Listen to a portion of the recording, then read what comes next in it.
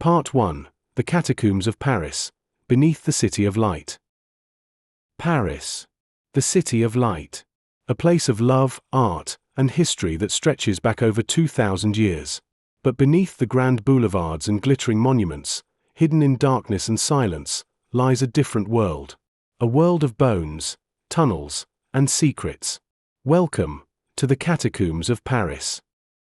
This is the story of why they exist, how they were built, and what mysteries they still hide. To understand the catacombs, we need to understand the city they lie beneath. Paris is a layered city. Over centuries, it has expanded, crumbled, rebuilt, and evolved. But as it grew, so did its problems. By the 18th century, one issue loomed larger, and smelled worse, than any other: death. Paris's cemeteries were overflowing. The largest, the Cemetery of the Innocents, had been used for over 600 years. Bodies were stacked upon bodies, sometimes just feet from homes and marketplaces. The stench was unbearable. Disease was rampant. Something had to be done. While the dead stacked up above, something else was being dug out below. Paris was built from stone, specifically limestone.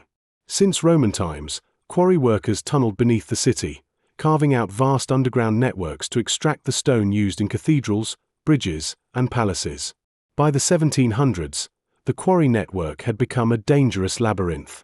Tunnels collapsed. Streets above gave way. Paris was literally sinking. To solve one crisis, officials looked to another. In 1776, King Louis XVI established the Inspection Générale des Quarries, an agency tasked with mapping and reinforcing the quarries.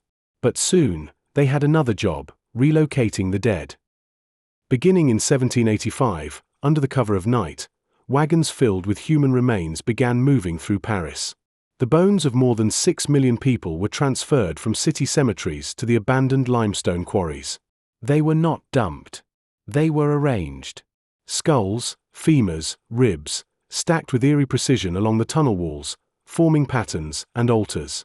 What had begun as a practical solution had become a haunting monument. It was the work of Louis-Étienne Héricart de Thury, an engineer and former mine inspector, who transformed the underground burial site into something more than just a boneyard. Between 1810 and 1814, he oversaw the reorganization of the remains into the chilling but strangely beautiful ossuary we see today. The catacombs were opened to the public in 1809, turning a place of death into a destination. It became a macabre tourist attraction, visited by royalty, writers, and the curious elite. Even Napoleon is said to have toured the catacombs. Walking through the catacombs is like walking through a poem of death. Above each section, stone plaques bear chilling messages. Stop. This is the empire of the dead. The arrangement of bones is deliberate, meditative even. Crosses made of femurs, altars for silent prayer. It's not just a burial site, it's a philosophy carved in bone. In the 18th and 19th centuries, death was not hidden. It was confronted, displayed, and even romanticized. The catacombs are a physical embodiment of that view, a place where beauty and decay intertwine. But the catacombs don't end at the official tour. The public sees only a small portion, about 1.5 kilometers. But the full network? Over 300 kilometers of tunnel, chambers, and hidden spaces. This is the world of the cataphiles, urban explorers who illegally enter the forbidden zones beneath Paris. They create art, throw underground parties, hold secret film screenings, some even map the tunnels in detail. In 2004, police found a fully functioning underground movie theater complete with a bar, projection equipment, and seating. Who built it? No one knows. The mystery only adds to the allure. But the catacombs are not just spooky, they're dangerous. People have gotten lost. In 2017, 2 teens spent 3 days trapped in the catacombs before being rescued. There are rumors of secret societies, hidden treasure, and even ghosts. One legend tells of Philibert Espert, a doorman who entered the catacombs in 1793 and never came out. His body was found 11 years later, just feet from an exit. To this day, his tomb lies in the catacombs, a warning to those who wander too far. Today, The catacombs are managed by the city of Paris as a museum. Strict rules govern access, and conservation efforts protect the fragile remains. But managing this underground labyrinth isn't easy. Vandalism, theft, and illegal access remain problems. Officials work constantly to protect the bones and the people who come to see them. Surveillance cameras and motion detectors are installed in key areas. But the catacombs are still alive, in a way, changing, eroding, shifting over time. Why do millions still visit every year? Perhaps it's the morbid fascination, the chance to walk among the dead. Or maybe, it's something deeper. The catacombs force us to face what we often ignore, our mortality. They ask us to contemplate the thin line between life and death, between memory and forgetting. Beneath the cobblestones and cafes of Paris lies a realm unlike any other. A realm not built for the living, but preserved by them. The catacombs of Paris are more than a burial site. They are a reminder that even in death, we leave something behind. A trace, a mark, a story.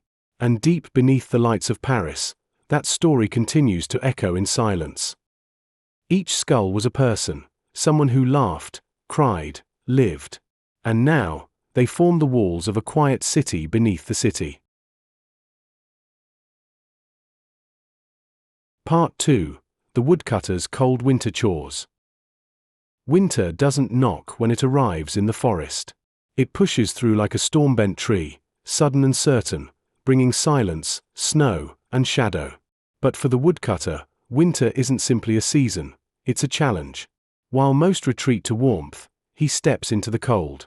This is the story of a man and his chores, of frozen mornings, blistered hands, and firewood stacked like fortresses. It's a story of hardship and hope, commitment and disappointment. A season's worth of labor etched into every swing of the axe. This is the woodcutter's cold winter chores. Before winter comes, the woodcutter begins to prepare. He knows what's coming. Not just snow and wind, but time. Long weeks where survival means thinking ahead. Every fallen tree is a future fire. Every splintered log, a meal made warm. He walks through the woods with careful eyes. He doesn't cut recklessly, he selects, judges, studies. Dead trees first, then weak ones, then those that block light from the saplings below. He is both destroyer and steward. His axe isn't just a tool, it's a decision. His challenge is volume. He must gather enough wood to last not days, but months. Enough to cook, to heat, to dry damp boots after a storm. But more than that, the woodcutter is preparing himself.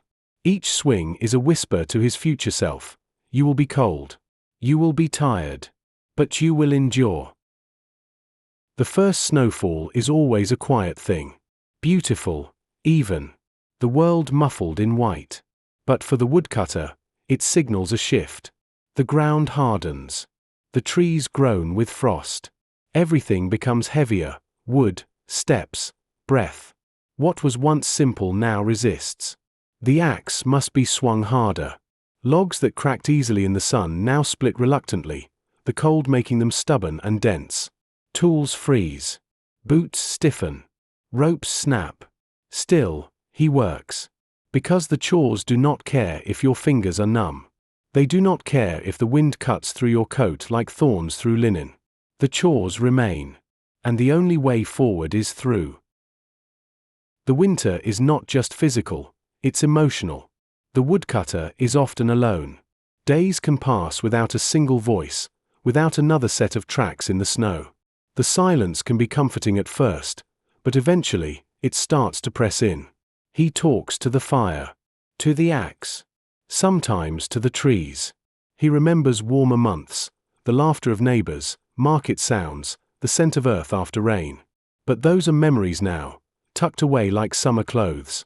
Loneliness is a challenge all its own. It dulls the mind. It whispers, this isn't worth it. But still, he wakes each day. And still, he swings the axe. Because survival isn't just physical, it's mental. And every chore he finishes is proof, I'm still here. No matter how strong the woodcutter is, the body has limits. The cold seeps into joints. Old injuries ache like ghost hands tugging at the muscle. Splinters dig in unnoticed, until they fester. Wrists swell from repetitive strain. Back pain radiates like fire. One day, he wakes and can't lift his arm. The next, he slips on the ice and cuts his shin. Small things. But small things grow into larger burdens in winter. His disappointment is deep, not because of the pain, but because of the delay. Each hour lost is wood uncut. Each day missed is another chance the cold has to creep inside the walls of his home. Yet even in pain, he adapts. He favors one arm. He wraps his leg tighter. He moves slower, but he moves. Because he knows that comfort is not guaranteed. It is carved, out of effort, out of pain, and out of perseverance. Amid the hardship, there are triumphs. Quiet ones. The first time he finishes splitting a full day's worth of logs without stopping.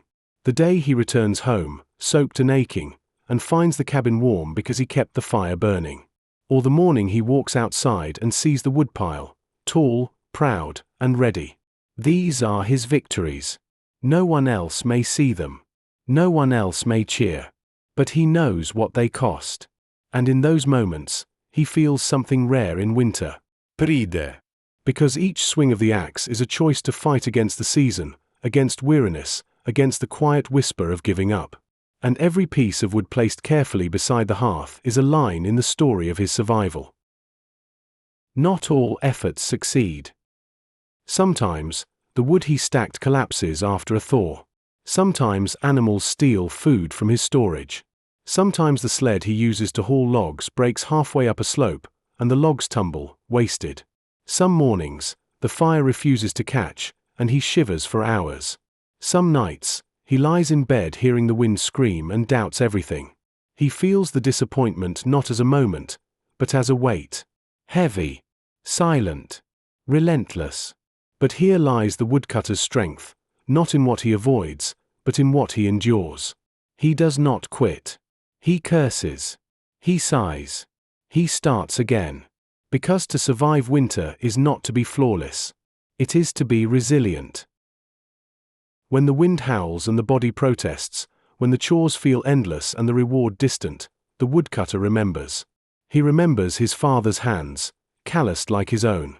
He remembers the stories told beside the hearth. The smell of soup.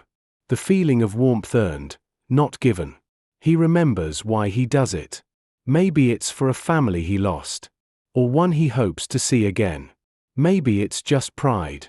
Maybe it's survival for survival's sake. But whatever the reason, it lives in him like a second fire. The chores are not just tasks, they are rituals. Proof that he is alive. That he is still trying. And in a world frozen and quiet, that's enough. Then one day, something changes.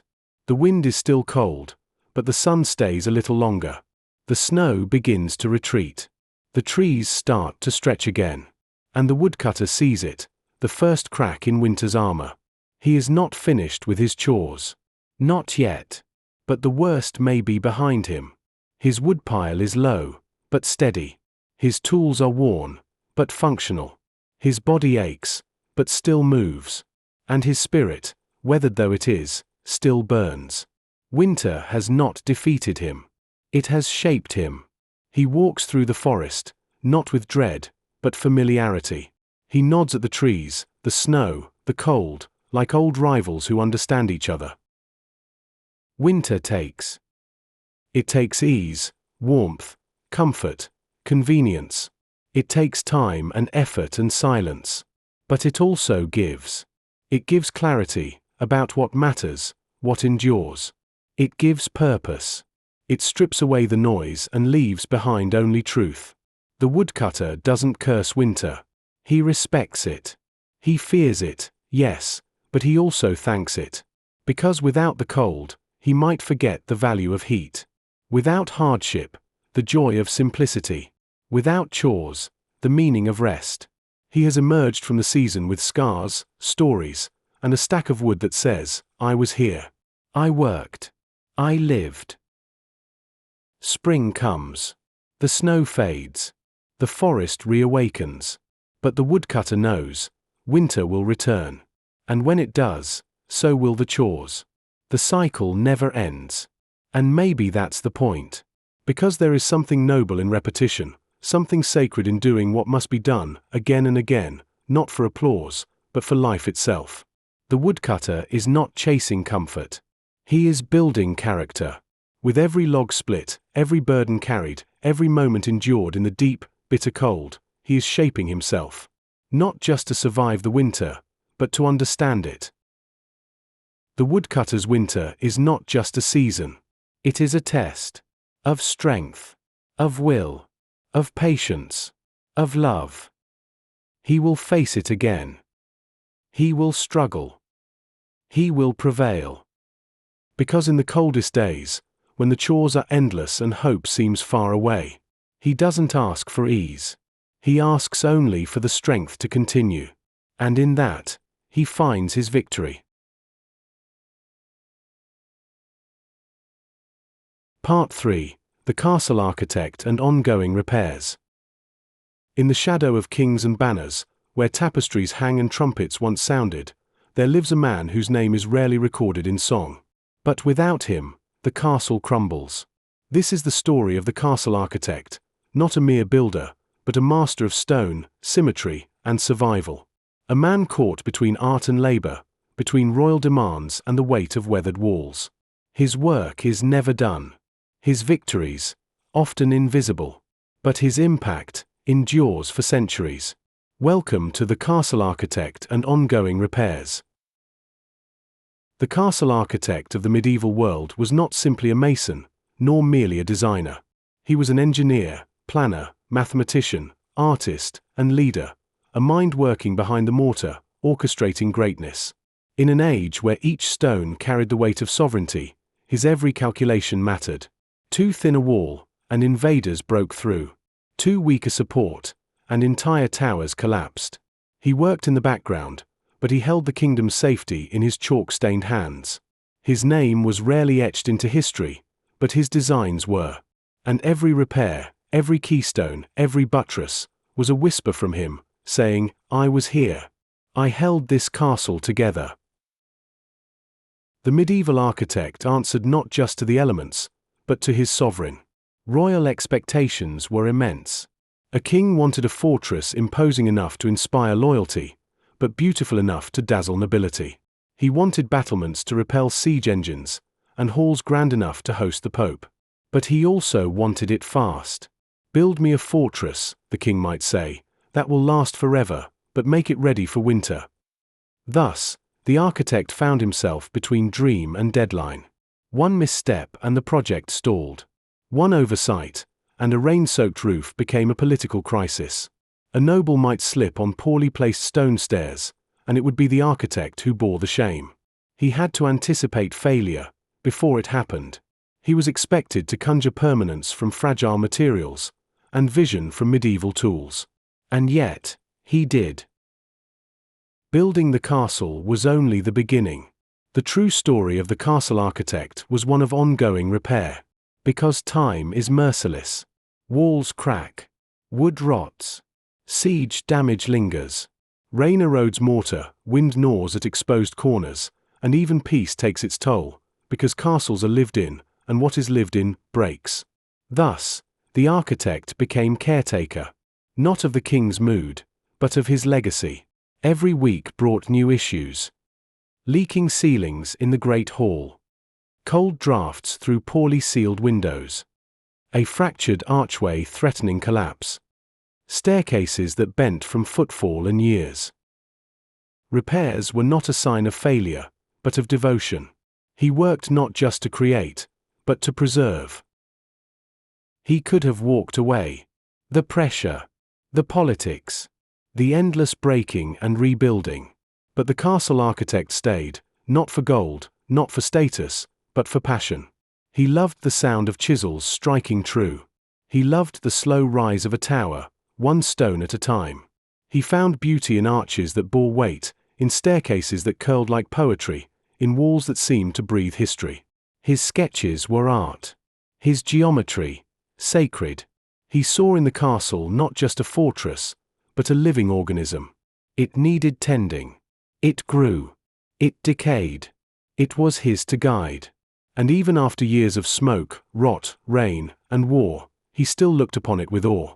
Because every time the castle stood strong against a storm, it whispered, "You did this." He did not work alone.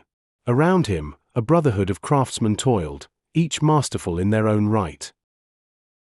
Masons, shaping limestone with almost musical rhythm. Carpenters, carving oak beams without flaw. Blacksmiths, forging iron hinges and locks.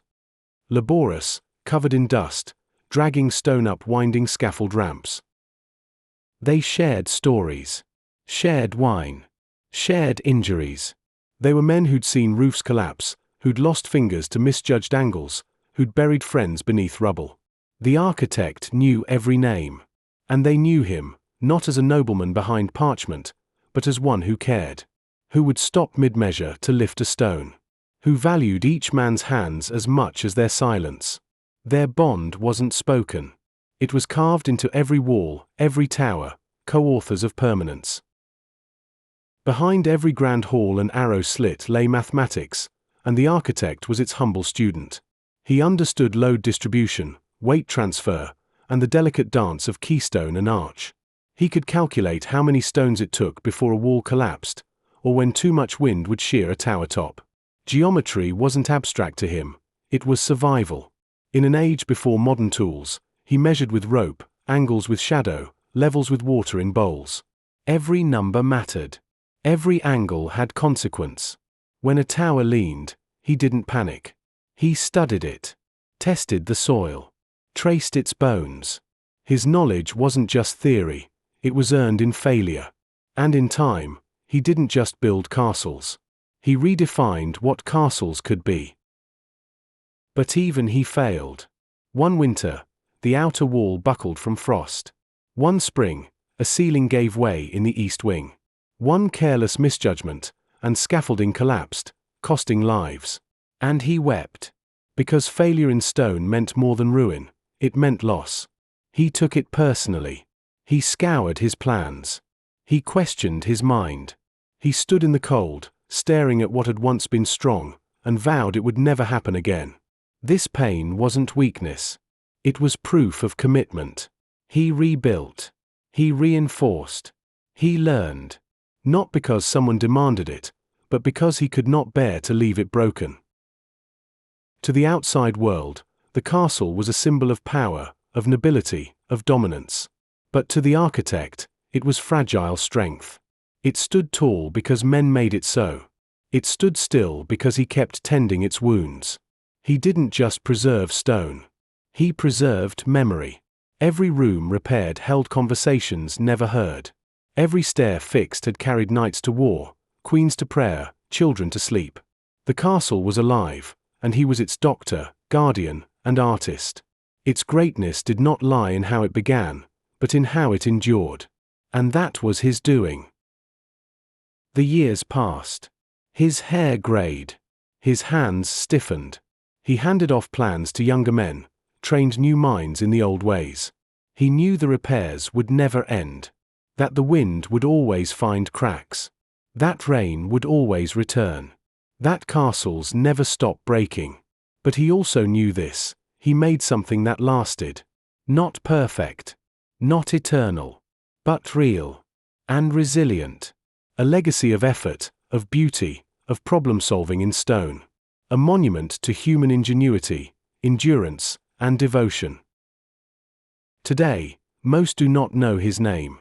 But his fingerprints remain, in the joints between stone, in the curve of an arch, in the whispered echo of halls still standing centuries later. The castle may be ruins now, but it stood for generations because one man, and those like him, kept fixing what cracked, kept lifting what sank, kept pushing back against time with trowel and vision. This is the castle architect. And though his repairs never ended, he built something greater than permanence. He built something worth remembering. In the end, the castle never stood because it was indestructible. It stood because someone refused to let it fall. And so, as the woodcutter lays down his axe beside the dying fire. As the architect takes one last look at the castle walls he's kept standing. And as the catacombs echo with silence beneath the sleeping city. We remember that behind every stone laid, every task endured, every quiet sacrifice, there was someone who cared. Someone who chose to keep going. Tonight, may we rest with their stories in mind, and wake tomorrow with the same quiet strength. Good night. And thank you for watching.